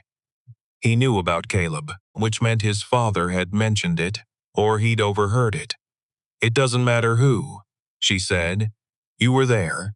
You saw Harlan on the ground. And you rode back to town." He went to the desk, put both hands on it.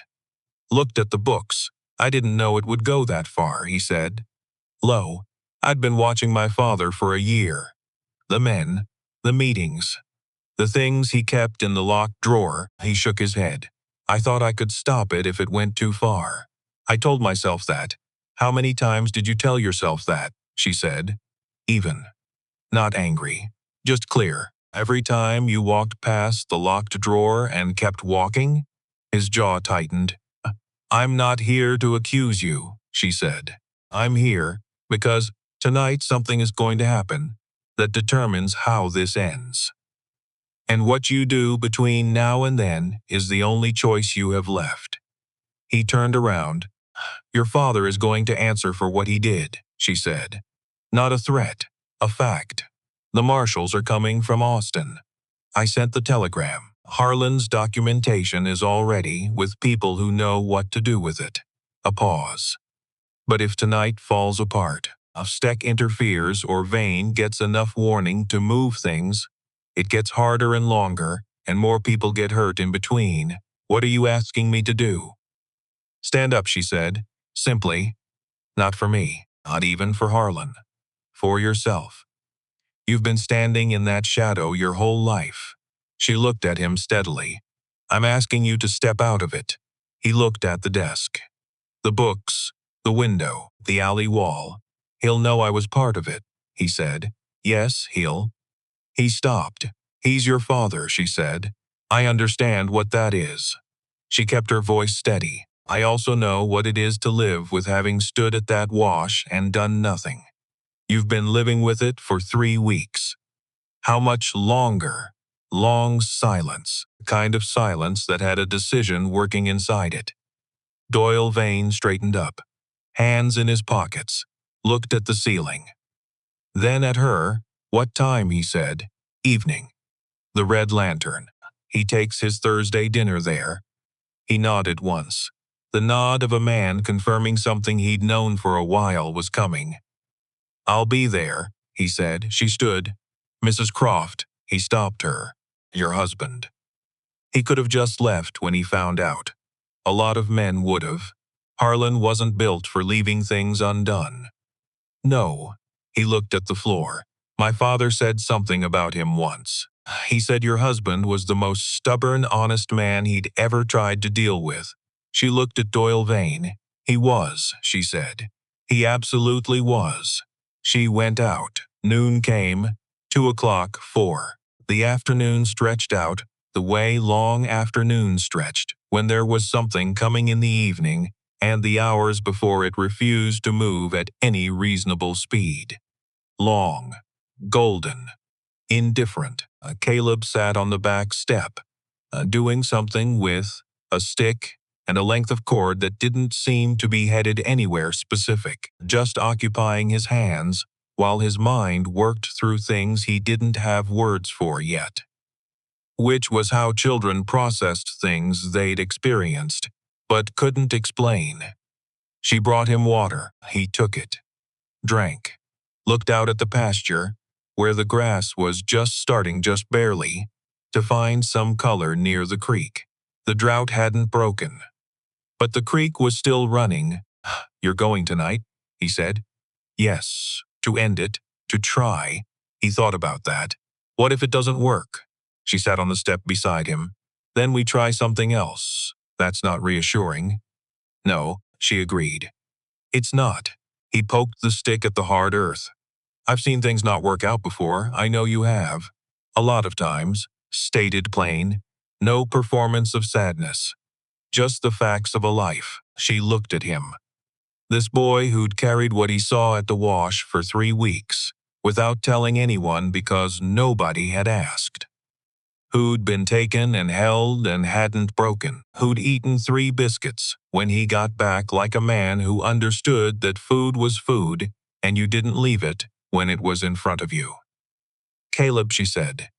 He looked up. When this is over, she kept her voice even. Careful.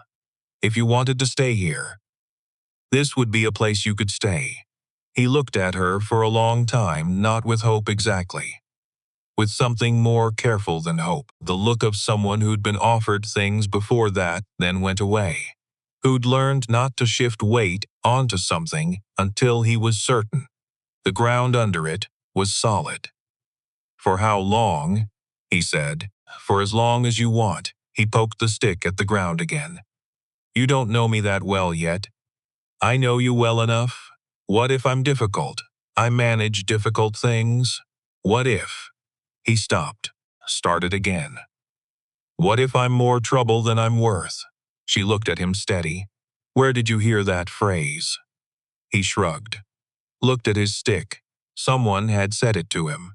Some adult, at some point when they thought the words didn't matter much or when they'd decided they didn't care. Nobody is more trouble than they're worth, she said. That's not how worth works. He didn't look up. She didn't push it. They sat on the back step while the light went amber and the day moved toward where it was going. I'll bolt the door, he said finally. I know, and not open it. Especially for people you know, he almost smiled. Getting closer to all the way there each time. She went inside and got ready. At 6:30 Jem came into the kitchen. Clean shirt, coat. The two revolvers sitting exactly where they'd always sat, low on his hips, worn smooth from years of being exactly where they were. He looked at her. She was wearing the blue dress. Not the black, the blue one she'd bought 3 years ago and worn twice. The nicest thing she owned that wasn't morning clothes. He didn't say anything about the dress. He didn't need to. Doyle Vane said, he'll be there, she said. Good, he might lose his nerve, he might. If he does, we work with what we brought. He checked his revolver. Smooth and practiced, the way you did things you'd done 10,000 times. We go with what we have. She picked up Harlan's notebook from the table. She'd sewn a pocket into the lining of the blue dress that afternoon, needle and thread, while Caleb sat on the back step. Harlan's notebook went inside it, against her ribs, same place she'd carried the map the first time. Ready? Jem said. One breath. She looked at the boots by the door, at the jacket on the nail, at the cup by the stove with the ring that never washed, and that she had stopped trying to wash clean. Ready, she said. The Red Lantern Saloon sat in the middle of the main block. Red paint. 2 floors. Lamplight from every window. A piano playing something that had been popular 3 years ago and hadn't worn out its usefulness yet. Thursday evening. Half the town there. Ranch hands. Merchants. Ranchers. 2 cattle buyers from Abilene who were passing through and had stopped because the food was better than the road offered. The regular population of a Thursday in a small Texas town going about its regular Thursday business, and in the far corner. The good table, high-backed chairs with a view of both doors, Judge Aldous Vane, 60 years old, silver-haired. Dressed the way a man dressed who considered clothing a statement about his position in the world. His usual Thursday companions, 2 county commissioners who'd been on his side of the table for so long they'd forgotten there was another side. And at the edge of the table, Burl Steck, not eating, not drinking anything substantial, just present, occupying space. The way a function occupied space rather than a person. Steck saw Jem first. The door opened, and Jem walked in, and the room did what rooms did when Jem walked into them. It didn't stop. It just shifted, the way a body of water shifted when something substantial moved into it. Attention redirecting without anyone quite deciding to redirect it. Conversations dropping half a register. Eyes moving, Steck went still. Then Willa came in behind Jem. And that was the part nobody had prepared for, because Coyote Creek knew Willa Croft. They'd watched her at the funeral. They'd seen her in town. The widow. The large woman in the black dress, who had managed to hold herself together in public, when everyone was watching to see if she would, but not in blue, and not walking through the door of the Red Lantern on a Thursday evening, with her chin level and her hands at her sides, and her eyes going straight across That room toward the far corner where Judge Aldous Vane was mid-sentence to a county commissioner. Vane looked up. Something moved across his face. One fraction of a second. Not fear. Not yet. Something more like the rapid recalculation of a man who'd spent decades reading rooms and could feel when a room had changed. Then the mask came back. Willa walked to the bar. Not fast. The way she'd walked across every pasture and yard and road of her life. Steady. Taking up the space she was entitled to take up. Her mother had told her, when she was 9 years old, that apologizing for your size was the same as apologizing for existing, and she'd carried that as a rule since. The piano player slowed without stopping.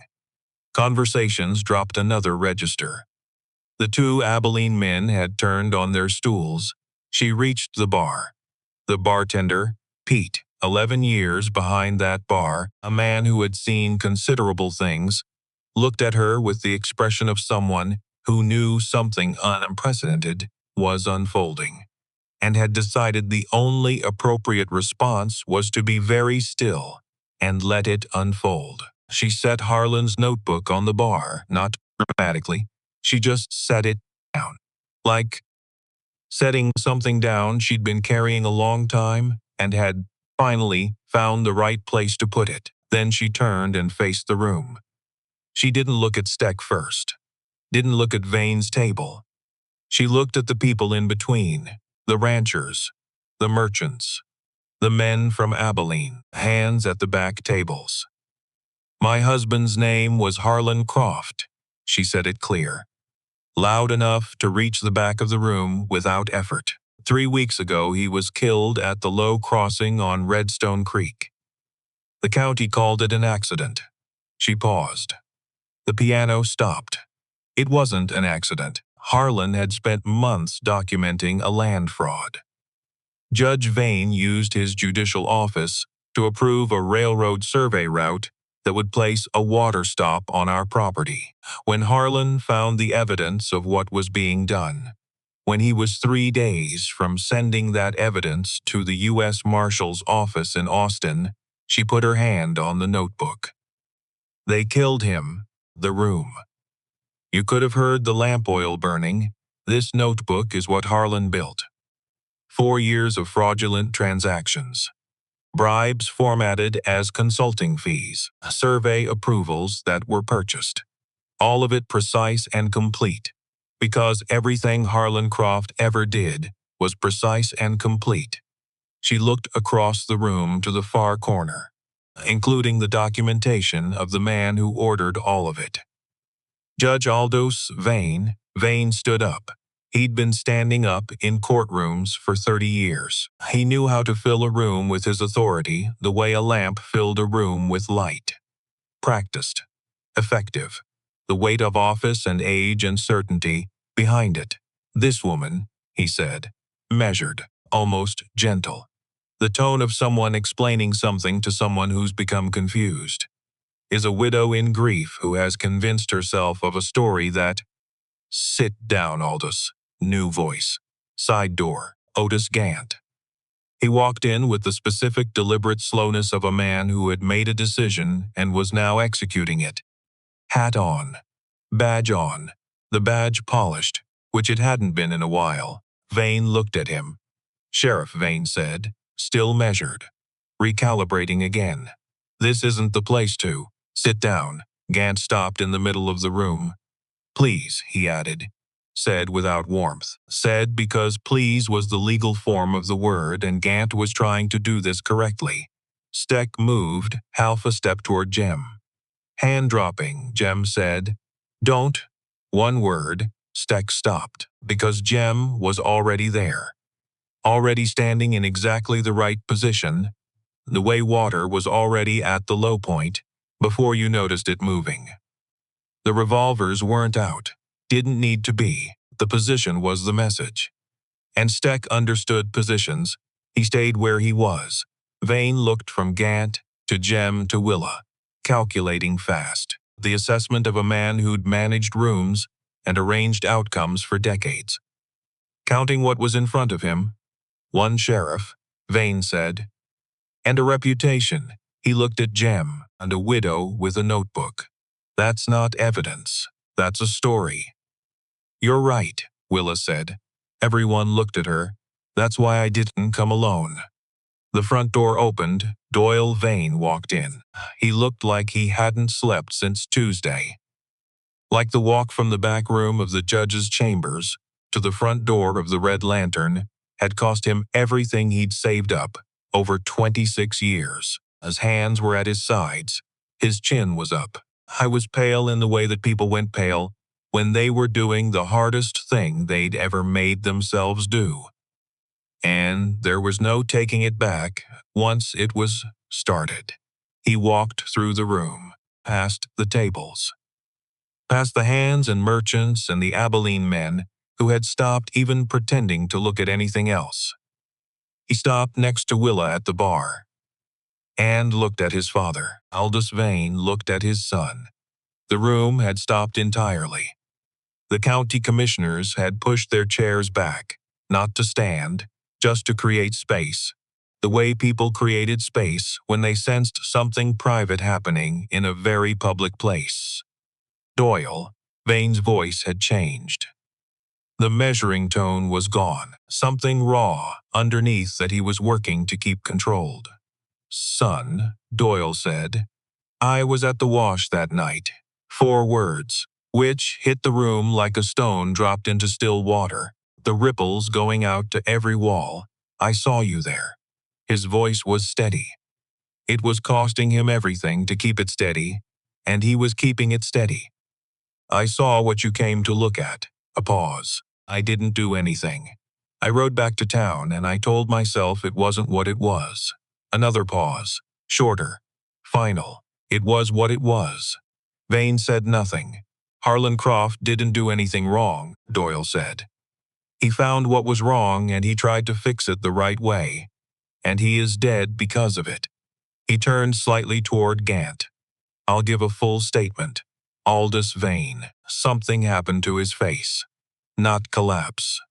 He wasn't a man who collapsed. But something in the architecture of his certainty reorganized. The absolute understood authority of a man who had owned this room and every room like it for decades. Something in that shifted. Not fell. Shifted. Like a wall that was still standing, but was no longer bearing the weight it had been built to bear. He sat down, not because Gant had told him to, because his son had. Gant moved forward. Professional now. The words he'd practiced his whole career, for moments he'd spent years avoiding, Judge Aldous Vane. You're under arrest for conspiracy to commit murder, for land fraud, for abuse of judicial authority. He reached the table. Please stand up. Vane stood slowly. The way a man moved when he was moving through something he couldn't stop. Gant put the handcuffs on. The sound. That specific metallic click of the ratchet catching. Clean and final, it went through the room like a bell struck clearly in a quiet space. And it kept going, out through the walls, and into the Thursday evening of Coyote Creek. Down the main street, past the sheriff's office, and the land records, building, and the hardware store, and the feed merchant, and the telegraph office. Everyone in the Red Lantern would remember that sound. For years after, some of them would try to describe it to people who hadn't been there. Try to explain what it sounded like when something enormous and wrong finally stopped, being able to maintain the fiction that it wasn't. They never quite found the right words, but they remembered the sound. Steck was arrested at the warehouse 20 minutes later. He didn't run, which surprised some people who heard about it. But Willa understood it. Steck was a man who'd existed inside a system that made him dangerous. Remove the system, remove Vane who'd constructed it, and what remained was a large man with guns who'd lost the thing that had made him worth being afraid of. He went with the 2 deputies Gant had brought in from the county seat, men Vane hadn't gotten around to yet, or hadn't thought important enough to bother with. Sometimes the machine overlooked its own gaps. By midnight, both of them were in holding. The following Monday, a U.S. Marshal rode into Coyote Creek from Austin with 2 deputies and a case file that already had Harlan's name on it. The man's name was Marshal Virgil Cord. He had the particular look of someone who'd seen a considerable number of things and was not easily surprised by new ones. He read Harlan's notebook in one sitting at the kitchen table. When he finished, he sat back and looked at it. "Your husband was thorough," he said. "He was. This is solid work." He looked up. "He ever consider working for the federal side?" She almost laughed. First time since Harlan died, she'd gotten that close to actually laughing. "He liked his 30 acres, she said. Doll's Cord nodded. Closed the notebook. "We'll take it from here," he said, and they did. Aldous Vane was moved to Austin to await trial on charges that had grown considerably since Gant made his first statement. Doyle made his. And the documents in the locked drawer were properly examined. The trial would take months to come.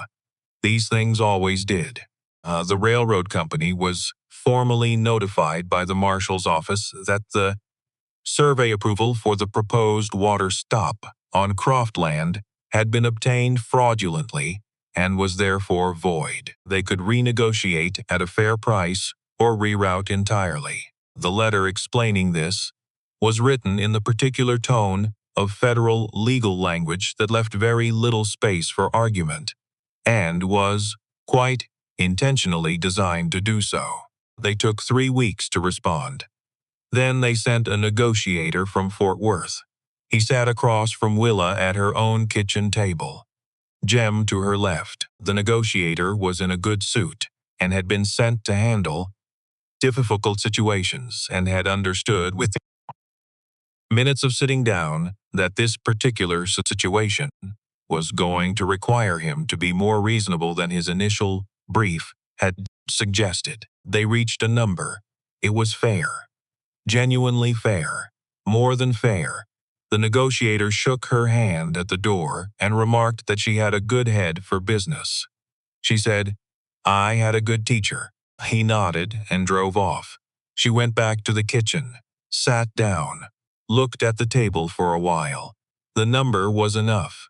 For the repairs the ranch needed, for the new fence sections, for several head of cattle, and the feed to carry them through to spring. For Caleb's schooling when the term started, for a life that had every right to keep going, and was now going to. Gant resigned the Friday after the arrest, left his badge on his desk. No statement, no ceremony. He'd told Willa he was going to do it, and he did it the way he said he would, and was gone from Coyote Creek before noon. She never heard where he went. But on the morning he left, before anyone else was up, she found an envelope on the porch step. Inside, it was the Hendricks report, the original, the one Vane had held for 4 years. Gant had taken it from Vane's locked drawer during the arrest. He'd given it to her, not to the marshals. To her, she understood why. She put it in the notebook, with everything else Harlan had assembled. Then she sent the package to the marshal's office in Austin the following morning, because that was what Harlan had been building it for. Doyle Vane gave his statement in 2 sittings over 2 days. Marshal Cord asked careful questions, and Doyle answered carefully. Everything he'd observed, every document, every conversation overheard, every time he'd walked past a closed door and chosen not to ask what was happening behind it.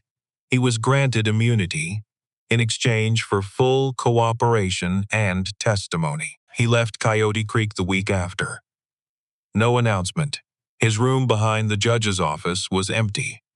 One morning, the books gone, the small things gone. Someone said they'd seen him heading north. Willa thought about him sometimes. The thin young man with his father's eyes in the wrong color, who had walked through the front door of the Red Lantern on a Thursday evening. and spoken 4 words that cost him everything he'd known his whole life. She hoped the North was good to him. She thought it probably would be. Costs like that tended to open things rather than close them, in her experience. When you paid the real price for something, you usually got the real thing in return. 3 weeks after the arrest, late July moving toward August. The mornings were still hot, but the brutal flatness of peak summer was beginning to ease. Not cool. Just less determined, like the season acknowledging it couldn't maintain maximum pressure indefinitely. The east fence was fixed. Jem had fixed it, not in a day. Over a week and a half. Morning work. Before the heat peaked, he'd worked the fence line from the north corner down to the south, every post checked, every rail seated correctly. Willa watched him from the porch sometimes. Or from the kitchen window, not worried watching. Just watching, he moved differently than he had the day he rode in. Still careful, still carrying the healing wound in his side, that healed the way wounds healed, slowly, and not quite in a straight line. But differently careful, like a man who had found a pace that matched the work, like a man who had found the work.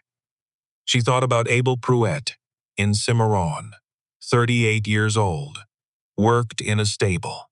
A father with a 7-year-old son who'd been standing behind him. She thought about what it cost to carry that for 11 years. To keep moving and call the moving a solution, and then to ride back. Caleb had taken to following Jem in the mornings, not obviously, with the particular indirection of children who were learning something and didn't want to admit they were learning it. He'd appear near the fence line with some invented purpose, something in the grass that needed looking at. A post to sit on while watching the pasture. Jem didn't say anything about this, but Willa noticed that he'd started talking while he worked, not to anyone in particular. Just talking. Saying things out loud he would otherwise have thought silently. Here's how you check if a post is seated right. This wood over that wood, and here's the reason. The rot starts here, and you look for it early, before it reaches the post. Caleb listened. And, on the third morning, without anyone suggesting it, he started handing Jem things. Rail, nail, tool, easy by the end of the week. Like a system they'd worked out without discussing. Which was how the best systems worked. Willa watched this from the porch with her coffee and thought, oh, just that. Just on the last Thursday of July morning. Early.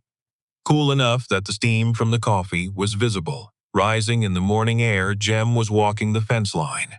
Not repairing, just checking. Looking at what he'd done over the past week and a half and how it was holding, Willa made 2 cups and walked out across the pasture. The grass near the creek was coming back. Not much, just enough to see. The drought hadn't broken, but the creek was still running. The thing Vane had wanted badly enough to kill for was still there, still reliable, still running through the northeast corner of the property the way it had always run. She handed Jem a cup. He took it. They stood looking at the fence line. Good work, the kind that would hold for years. Post and rail, tight and straight, and properly seated. Harlan had built the original fence, not quite straight. Harlan's gift was precision with numbers and survey instruments, not with a post-hole digger and a plumb line. The posts weren't quite evenly spaced. The rails sat at slightly varying heights. She'd teased him about it. He'd said the fence worked regardless. He was right. The fence worked regardless. She could see where Jem had matched the spacing, not corrected it. Matched it. Extended Harlan's irregular spacing, rather than standardizing it. Kept the slight idiosyncrasies of the original and built from them. She looked at that for a while. You matched his spacing, she said. Jem drank his coffee. I noticed how he'd done it.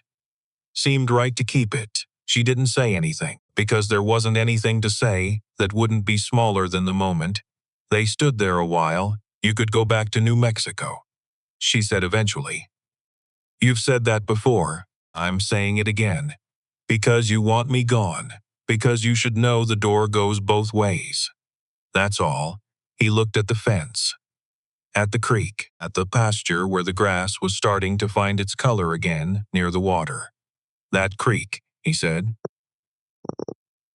What about it? Railroad wanted it because it's reliable water in drought country, meaning it's worth more than 30 dry acres.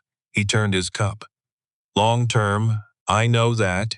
You could run more cattle, I know. You'd need help. Pause, I'm aware, she said. He was quiet. Jem, he looked at her. If you want to stay, she said, even. Clear, then stay. Not because I need you to, and not because I asked you to. Because it's what you want, he thought about it, the way Jem thought. Seriously, and completely, and without performing the process. I've been riding away from things for 11 years, he said. Since Cimarron, I know. Figured if I kept moving, the distance would help. Did it? He looked at the creek. Some. He turned his cup. But there's a kind of distance you can't ride out of, because it moves with you. Wherever you go, it's already there when you get there. She said nothing. What helps, he said, working it out slowly, isn't moving away. It's moving toward. Something worth building toward. He looked at the fence. At Harlan's posts and his own rails extending the line. Something that'll still be standing. She looked at the fence too. Coffee's going cold, she said. I know. More inside. All right. Neither of them moved. Then she turned and walked back toward the house. He turned and walked beside her. Not hurrying, the way two people walked who'd been somewhere together and were going somewhere else together. And there was no particular reason to rush because what they were going toward would still be there when they got there. Behind them, the east fence held in the morning light, post and rail. Harlan's irregular spacing and Jem's steady work extended from it. Not corrected. Continued.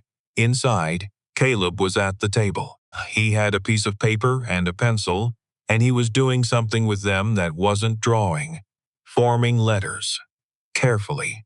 The way someone did when they'd recently made a decision to take writing seriously, and were going at it the same way they went at everything else worth doing. He looked up when they came in. I checked the coffee, he said. There's enough. Willa looked at him. Then, at the paper, what are you writing? She said. He turned it toward her, at the top. Careful, uneven letters. Still learning the shapes but getting them right. Caleb Croft. Her name. His name. Their name. She stood there. He looked at her with that expression.